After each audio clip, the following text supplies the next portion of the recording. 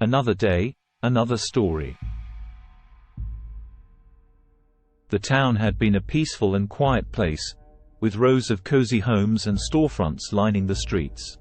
The townspeople knew each other by name and always had a friendly word to say. But everything changed when the virus arrived. At first, people thought it was just a flu-like illness, with symptoms such as fever, cough, and fatigue. But as the days passed, it became clear that something much worse was happening. People who had been infected began exhibiting strange behaviors. Their skin turned pale, their eyes became bloodshot, and they would suddenly attack other people, biting them and tearing chunks of flesh from their bodies. The first signs of the zombie outbreak were small and sporadic. People would disappear for days and then reappear with a vacant look in their eyes and an insatiable hunger for human flesh. Then, those who had been bitten started to exhibit the same symptoms, and the virus began to spread like wildfire. The town's authorities were overwhelmed and ill-equipped to deal with the crisis. The military was called in, but by the time they arrived, it was too late. The town had been overrun by zombies, and the survivors were few and far between. The survivors quickly learned that the zombies were relentless, and they had to band together if they were to have any hope of survival. They barricaded themselves inside their homes, but the zombies were resourceful, and they broke through doors and windows with their decaying hands. Despite their best efforts, the survivors were slowly whittled down in number.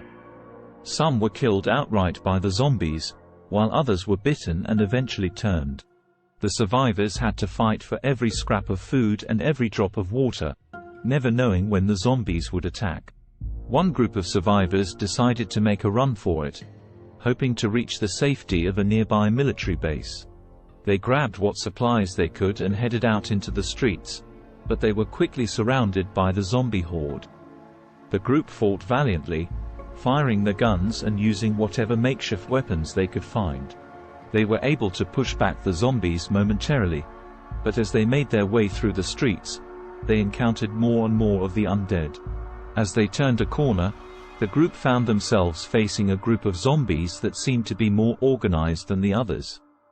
These zombies had weapons and were wearing tattered scraps of military uniforms. The survivors realized too late that these were the soldiers who had been sent to contain the outbreak, but had been overwhelmed by the zombies. The soldiers had been turned into zombies themselves and were now part of the horde. The survivors fought bravely, but they were outnumbered and outgunned. One by one, they fell to the zombie soldiers. The last survivor, a young woman, was surrounded by the zombies, but she refused to go down without a fight. As she fought, she realized that one of the zombie soldiers was her own brother. He had been in the military and had been sent to the town to help contain the outbreak. The young woman was devastated, realizing that she had lost her brother forever. Finally, the young woman was bitten, and she knew that she had only a few hours left before she too would become one of the undead. In her final moments, she wrote a note to anyone who might find it, warning them of the danger that lurked in the small town. She knew that the virus would continue to spread, and that the world as she knew it was gone forever. The note ended with a chilling message: "Beware the walking dead. They will stop at nothing to satisfy their hunger. And they will never stop. They will come for you, and they will not rest until they have consumed every last bit of flesh from your bones." The survivor's message was found years later, by a group of scavengers. They read the message, and they shuddered at the thought of what had happened in the small town. They knew that the zombie virus was still out there, waiting to strike again. And so, they continued their journey, always watching their backs, always ready for the next attack.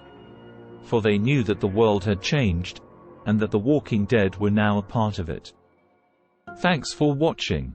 Like, comment, and subscribe.